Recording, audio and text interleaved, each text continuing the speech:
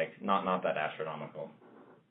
Well, it would be $2 per lead. So if you have a month where you are typically running, let's say you're typically running, or you have an annual budget of 20,000 leads, let's just say, and all of a sudden you have a quarter where you have a phenomenal lead quarter, things are going really well, and you have an extra 20,000 that runs through there.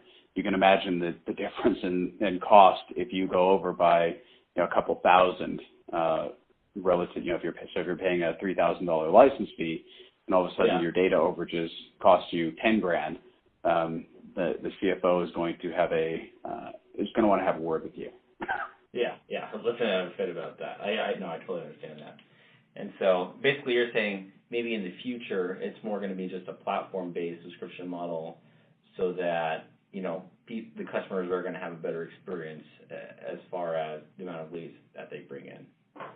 Yeah, because it's, realistically you want to make sure that you are providing the best possible customer experience, providing the most value in the feature set and the platform, and create as few surprises as possible. And that's what we're trying to accomplish here, because data costs have dropped significantly over the last several years as data becomes more and more of a commodity play.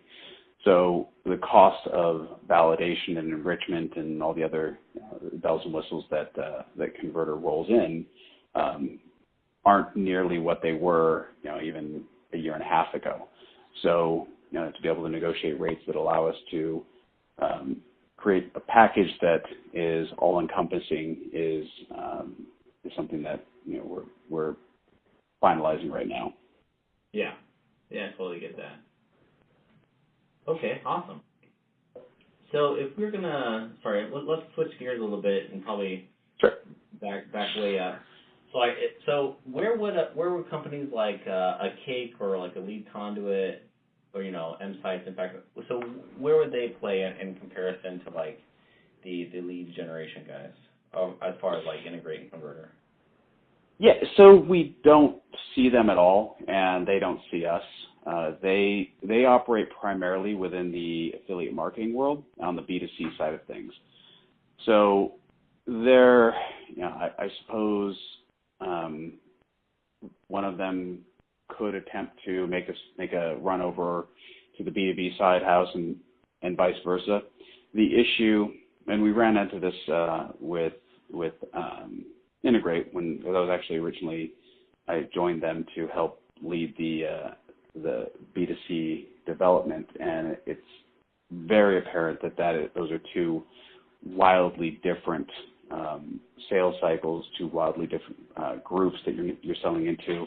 The platform requirements are vastly different.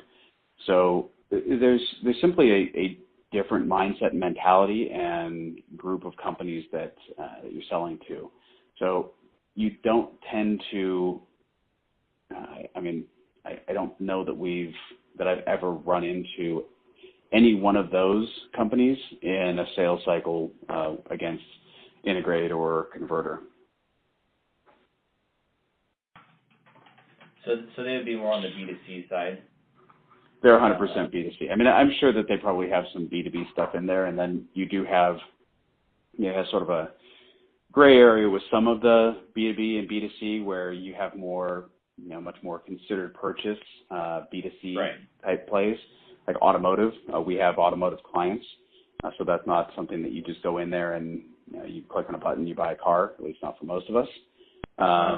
So that's a considered purchase, and that's some place where we have clients that are technically B2C, and I would imagine they have clients that are more insurance type products can be very B2B oriented, but they're very transactional.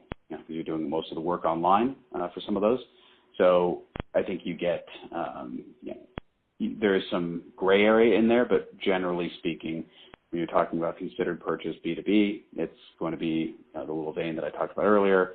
When you're talking about affiliate marketing, and then there's a whole slew of other lead generation players that live within that B2C space that service specific markets like the insurance vertical.